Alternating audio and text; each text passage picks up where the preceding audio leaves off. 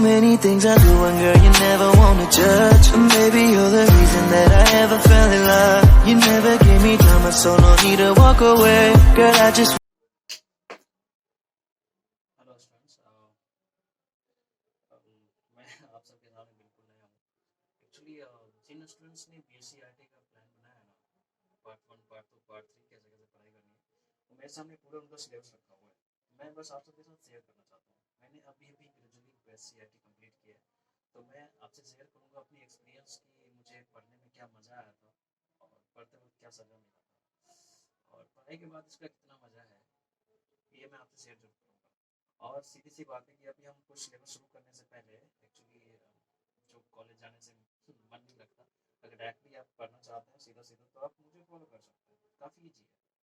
वैसे जितना कहा सुना जाता है ना कि बीएससी आईटी काफ़ी भारी लगता है, बस थोड़ी सी भारी है एक मुद्दे पे आकर के कि बीएससी वालों से फर्स्ट ईयर में ही थोड़ा सा ज़्यादा पढ़ना पड़ता है, बाकी सेकेंड ईयर थर्ड ईयर ऐसे निकलता है निकलते करते हैं, बट मज़ा तो है, काफ़ी ज़्यादा मज़ेदार है।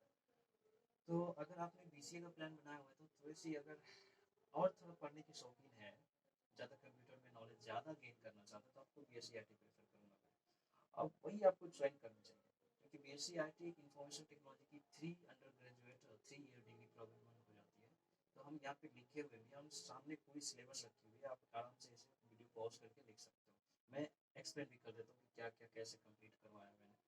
कि ये बीएससी आईटी पहले तो आप समझ लो कि बैचलर ऑफ साइंस है ना, जैसे बीएससी जोलॉजी होता है, बीएससी बॉटनी होती है, बीएससी मैथ फिजिक्स केमिस्ट्री ऐसे होते हैं ना, उसी तरह कंप्यूटर की बीएससी है। तो बीएससी आईटी करके इंफॉर्मेशन टेक्नोलॉजी से रिलेटेड आपकी इसमें पढ़ाई होती है और ये 3 इयर्स की रेगुलर डिग्री कोर्सेज होती है जो कि अंडर ग्रेजुएट होती है। हर एक कॉलेज में हर एक यूनिवर्सिटी में ऐसी प्रावधान है कि आप पढ़ सकते हैं आराम से। इसमें टोटल आपको पार्ट 3 तक पढ़नी पड़ती है, लेकिन फर्स्ट पार्ट की हम बात करें, पार्ट 1, हम अभी पूरी जो सिलेबस देख रहे हैं सिर्फ पार्ट 1 की सिलेबस है। पार्ट 1 में टोटल 2 पेपर्स हमें पढ़ने पड़ते हैं। एक्चुअली पेपर 1 में हमें सेक्शन ए, सेक्शन बी और सेक्शन सी पढ़ने पड़ते हैं। तो सेक्शन ए में हमारे पास 2 यूनिट होता है जिसमें हमें पढ़ना पड़ता है हार्डवेयर एंड सॉफ्टवेयर। एक्चुअली ये है पार्ट 1, ये जो लिखा हुआ है ना सर, ये है पार्ट 1। इसके अंदर हमें 2 पेपर पढ़ने पड़ते हैं। पेपर 1 जिसके अंदर हमें सेक्शन ए, इस सेक्शन ए के अंदर हमें यूनिट वाइज चैप्टर्स कवर करने पड़ते हैं। Unit 1 and unit 2। आप चाहे तो मेरे साथ साथ लिख भी सकते हो जैसे जैसे हम यहाँ पे पहुंच जा रहे हैं। सेक्शन यूनिट 1 में हमें पहले टाइम पे पढ़ना पड़ता है हार्डवेयर पढ़ के वहीं पे यूनिट 1 कंप्लीट हो जाती है। जैसे यूनिट 2 स्टार्ट होता है ना, हमारे सामने आ जाता है इंट्रोडक्शन। हार्डवेयर के बाद तो सॉफ्टवेयर ही पढ़नी है, इंट्रो टू सॉफ्टवेयर। ये आप चाहो तो लिख लो, बेहतर होगा आपके लिए कि आप कैसे कैसे प्लानिंग बनाएंगे पढ़ने के लिए। ये बहुत काफ़ी आसान होता है, बहुत लोगों को नहीं पता होता। खैर आप ये लिख सकते हैं। देखिए, सेक्शन ए कंप्लीट हो जाता है जब हम हार्डवेयर और सॉफ्टवेयर पढ़ाई कर लेते हैं, तो यूनिट 1 यूनिट 2 में दोनों कंप्लीट हो जाता है। लेकिन सेक्शन बी में हमारे सामने आता है यूनिट फर्स्ट, जिसके अंदर हमें प्रोग्रामिंग लैंग्वेज स्टार्ट हो जाती है। प्रोग्रामिंग लैंग्वेज या तो सी लैंग्वेज स्टार्ट होगी या फिर उसके पहले बेसिक्स स्टार्ट होती है यूनिट 1 में। उसके बाद हमारे सामने आता है यूनिट सेकेंड में हमें एकदम प्रॉपरली तरीके से सी प्रोग्रामिंग लैंग्वेज में हमें इंट्रो मिल जाता है। अच्छे तरीके से हम उसे समझना शुरू कर देते हैं। ये हमारे प्रोग्रामिंग लैंग्वेज की बात होती है। फिर इसके आगे हमें यहीं पे सेक्शन बी खत्म हो जाता है। जैसे हम लोग सेक्शन बी में यूनिट फर्स्ट में प्रोग्रामिंग लैंग्वेज का इंट्रोडक्शन स्टार्ट हो जाता है, फिर यूनिट 2 में सी प्रोग्रामिंग लैंग्वेज की पूरी कथा खत्म हो जाती है। उसके बाद हमारा स्टार्ट होता है सेक्शन सी।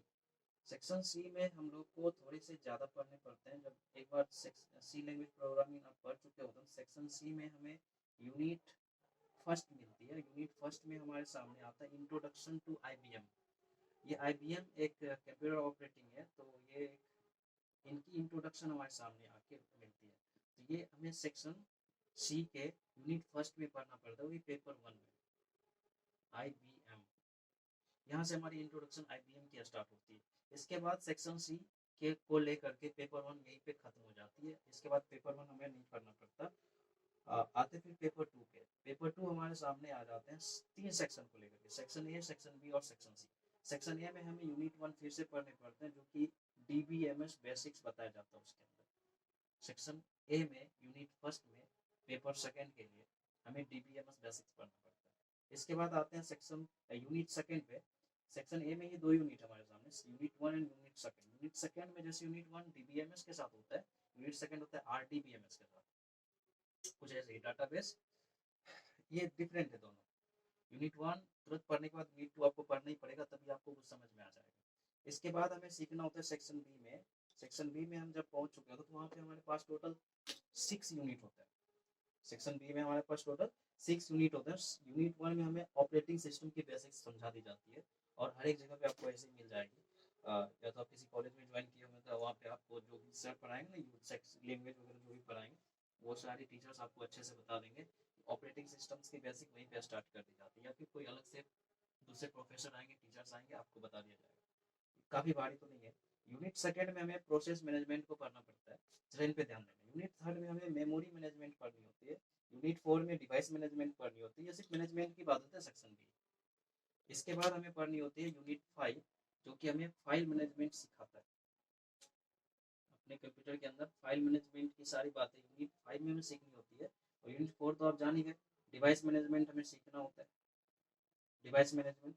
और यूनिट 3 में मेमोरी मैनेजमेंट सीखना होता है। यूनिट 2 में प्रोसेस मैनेजमेंट, और यूनिट फर्स्ट में ऑपरेटिंग सिस्टम बेसिक सीखनी होती है। और यूनिट सेकंड जैसे हम पहुंच जाते हैं यूनिट 6 सेकंड नहीं सॉरी यूनिट 6 में डिस्क ऑपरेटिंग सिस्टम में पढ़नी होती है, जिसको डॉस बोलता है। यहीं पे हमें कमांडिंग स्टार्ट हो जाती है। और आखिरी बार में सेक्शन सी बचता है हमारे पेपर सेकंड के लिए। सेक्शन सी में हम बेसिक इलेक्ट्रॉनिक्स पढ़ के ये पार्ट 1 की सिलेबस कंप्लीट हो जाती है। उसके बाद आपको एग्जाम देनी है 200 का। बाकी सब्सिडी तो आपने जो रखा होगा, फिजिक्स, केमिस्ट्री या बायोलॉजी जो भी जो रखा होगा, आपने मैथ रखा होगा। एक्चुअली हमने रखा था कि 200 का तो ये पेपर ही था मेरा ऑनर्स का।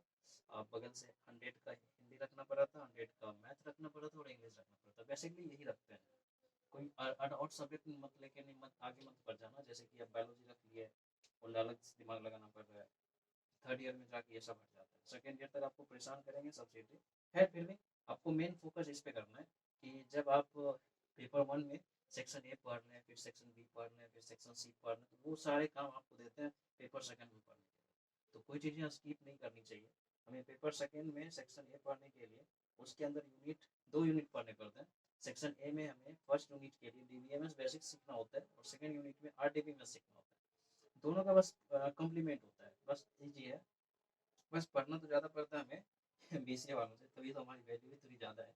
सेक्शन बी में ही हमें सीखना होता है टोटल 6 यूनिट्स।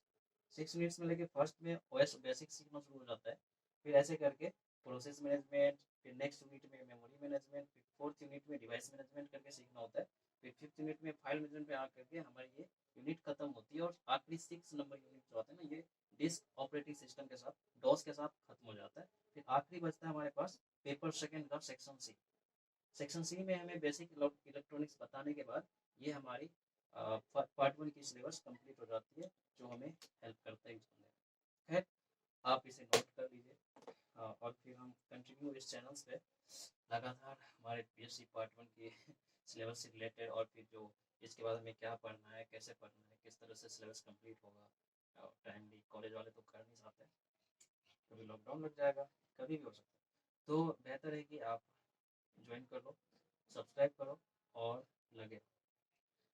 कोई बात नहीं यार, ठंडी का टाइम है, कंबल के अंदर घुस के आराम से पढ़ देना, कहीं प्रॉब्लम नहीं होती, हर एक पढ़ाई हो सकती है।